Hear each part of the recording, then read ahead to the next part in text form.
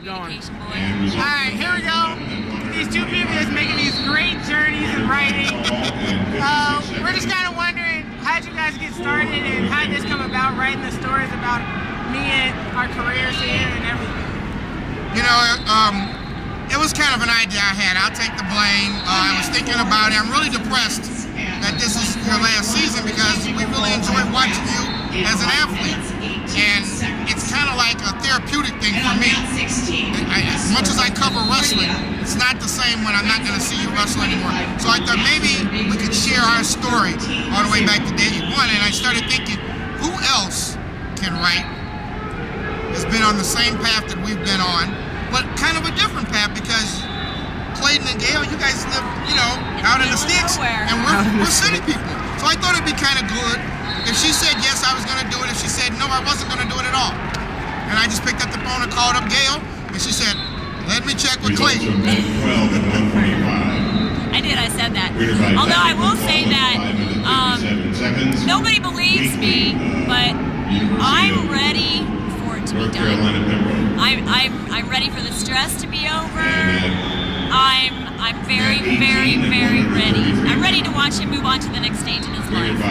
Saying that, what would you say you guys are gonna do next? Now that if we're both done and me and Clayton are coaching or hanging out or starting families, what would be your next step along with wrestling or just in general that you can't come watch us wrestle anymore? You know, I was thinking about that as I was driving up here today because I really like this tournament. And I'm like, am I gonna continue to drive up here in these snowstorms and all this to come up here? You know, so I may be somewhat of a junkie. The snow isn't that bad. He's from Chicago. Right, we have snow plows in Iowa. But, you know, I don't know what I'm gonna do. I know that I am gonna spend a lot more time enjoying my wife and our dog and being an empty nester. As long as you don't come back to live in the house. Absolutely not. Absolutely not. But I don't know what I'm gonna do. I'll still be out there covering the local teams in Illinois, but it's not gonna be the same without seeing you wrestle. I'm gonna watch Clayton coach. Yeah. And play with my grandkids, and I have a grandson that's 4, and he's already started wrestling. He's been to a few tournaments. Oh, so you're starting all over again. I am, although I'm starting off in the stands this time. I'm not starting off beside the mat. That's not my job this time. Well, I do have a grandson that's gonna be born February 15th, so. Not mine. Not Mario's. Not mine. Are you going to be in the stands or are you going to be beside the mat? No, it depends on how good he is. If he's real good, I'm going to be there with the camera and everything. But if he's average, I'll just be in the stands. Oh, there you go. There you go. There you go.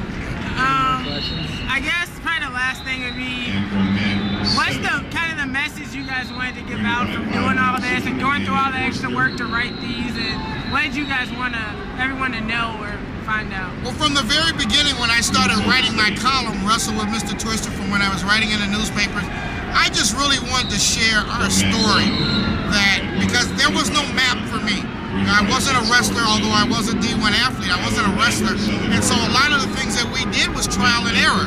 And getting up at 7 and 8 in the morning and going to weigh-ins and how to cut weight and all that was just trial and error. We were fortunate to be with a great program, Harvey Twisters for Life, baby. And Mount Carmel Caravan. Oh, I didn't roll my eyes, I'm sorry. Mount Carmel Caravan. But, you know, my whole thing was just to share our story because I know out there's some parent, and I get emails all the time about this type of stuff, that doesn't know what to do. They haven't been here, and so I felt when I wrote my book, it was to share how to get recruited, because you can get recruited if you know what to do. And then this journey thing was just kind of a wrap-up and how to end it all, I guess. What about you, Gail? I don't know.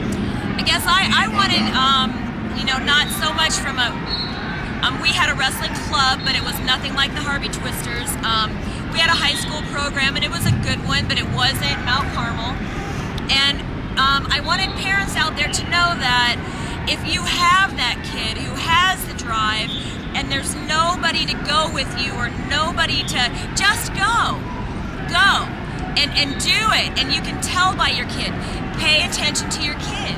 Right. And then you'll know when to stop and you'll know when to go. And you don't need 40 other kids, you know, to go with you when they're 10. You just go. And that's the thing, you know, when we do these the journey, I'm really interested to see what you're writing because you came at it from a totally different perspective than we did. Yet here we are in the Unidome. There's no doubt that both these guys aren't going to make it to the NCAAs and be All-Americans again. I mean, you know, possibly both in the finals. Yet we took different paths, but both our sons ended up at the same thing with, you know, with their degrees and, you know, college paid for and all that. There's no set path. That was my goal. There is no set path. I guess that, yeah. There's no set path. Yeah, you know, coming from the city in a big club or coming from the small area. I live on a gravel road. We don't have freeways anywhere near our house. Not one. Didn't you guys drive like 30 minutes to go to practice or an hour? It's pretty, you know. Even we drove anywhere from an hour to sometimes 2.5, 3 hours away to get a good workout. So I guess our story is do what you got to do to get the job done, just like our boys did. And just judge your kid. You know your kid's the best. Yeah, I know Mario most of the time. I used to know Clayton. Yeah, they're grown now, aren't they? Yeah. Well, thank you guys. Thanks. Thanks, Illinois.